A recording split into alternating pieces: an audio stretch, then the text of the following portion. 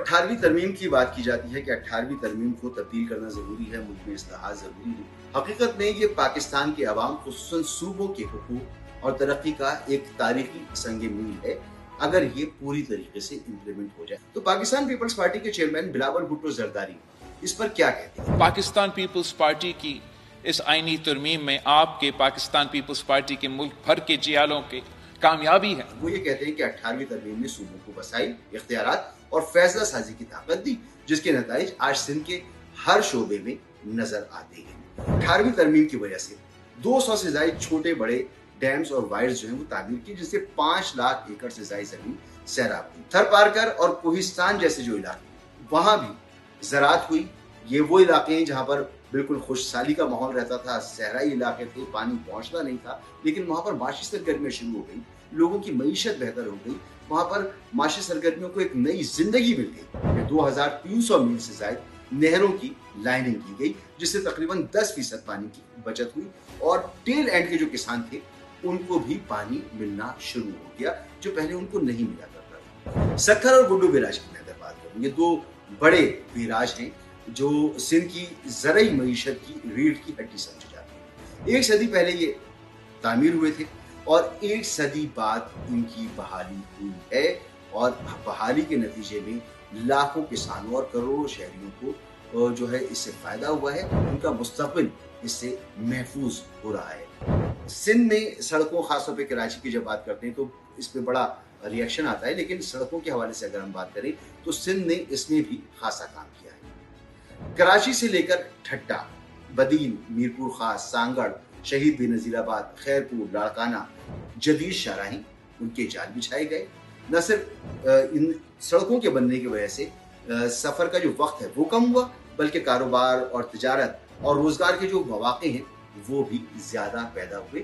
اگر ہم بات کریں اس وقت کی جب کراچی شہر صرف بد امنی کی وجہ سے ہی پہچانا جاتا تھا، جب صرف بتہ خوری کی وجہ سے پہچانا جاتا تھا، ٹارگٹ کلنگ کی وجہ سے پہچانا جاتا تھا، یہ علامت بن چکا تھا ان تمام چیزوں کی، تو آج کراچی بین الاقوامی کھیل یہاں پر ہو رہے ہیں۔ آپ نے دیکھا کہ کرکٹ کے بڑے بڑے ایونٹس یہاں پر ہوئے، دفاعی نمائشی آئیڈیاز یہاں پر ہوتی ہے، سرمایہ کاری کانفرنس یہاں پر ہوئی ہے، عالمی تقریبات کی میزبانی سندھ میں ہوئی ہے، کراچی میں ہوئی ہے۔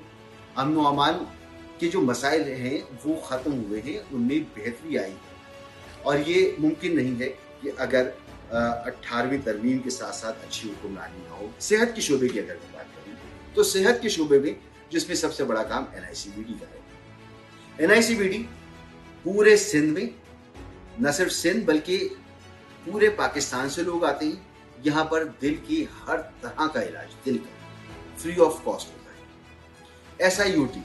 SIUT ایک ایسا ادارہ ہے جہاں گردوں کا علاج فری آف کاسٹ ہوتا ہے، اس میں کسی قسم کا خرچہ نہیں ہوتا، اور بہت اعلیٰ معیار کا یہاں پر کام ہوتا ہے۔ JBMC جیسا ادارہ یہاں پہ کام کر رہا ہے۔ یہ وہ اسپتال ہیں، یہ وہ ادارے ہیں جہاں پر پورے پاکستان سے عوام آتے ہیں اور مفت اور ایک اچھا مناسب علاج یہاں سے حاصل کرتے ہیں۔ دیکھیے، کارڈیو ویسکولر کی میں بات کر سکتا ہوں اور جنا کی۔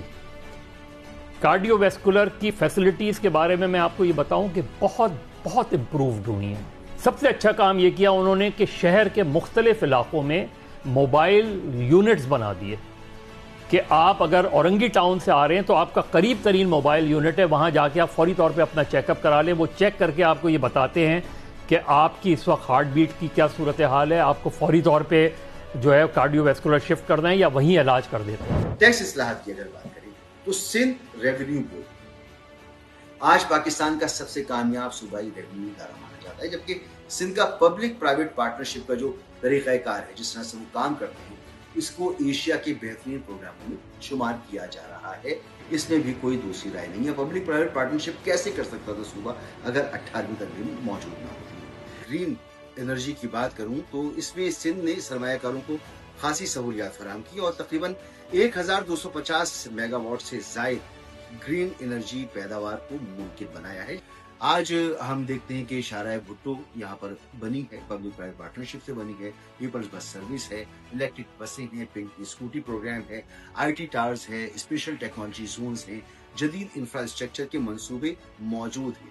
تو 18ویں ترمیم کو ہم اس طرح سے دیکھ سکتے ہیں نا کہ یہ ایک صرف ترمیم نہیں ہے، بلکہ یہ ایک سوچ ہے، تاکہ پاکستان مضبوط ہو. جب پاکستان مضبوط ہوگا تو ہر صوبہ مضبوط ہوگا.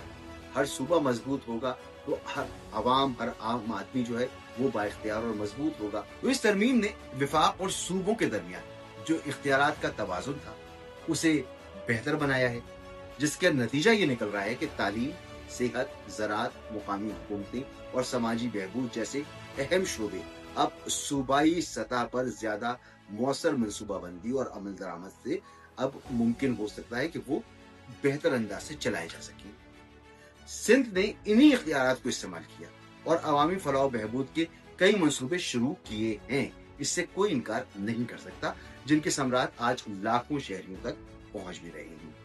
تعلیم کے میدان میں اگر آپ دیکھیں تو نئے اسکولوں کی تعمیر ہوئی ہے، موجودہ تعلیمی اداروں کی بہتری ہوئی ہے، اساتذہ کی بھرتیاں اور جدید نصابی اصلاحات کے ذریعے معیار تعلیم کو بہتر بنانے کی کوششیں کی گئی ہیں. 18ویں ترمیم نے نہ صرف انتظامی اختیارات منتقل کی ہیں بلکہ عوامی نمائندوں کو اپنے علاقوں کے مسائل کے حل کے لیے زیادہ ذمہ داری اور اختیار دے دیا ہے. اگر غور سے آپ اس کو اسٹڈی کریں تو آپ کو پتہ چلتا ہے کہ عوامی نمائندوں کو اپنے علاقوں کے مسائل کے حل کے لیے زیادہ ذمہ داری اور زیادہ با اختیار بھی بنایا ہے. یہ ترمیم جو ہے نا، یہ دراصل جمہوریت، وفاقی ہم آہنگی اور عوامی خود مختاری کی علامت ہے.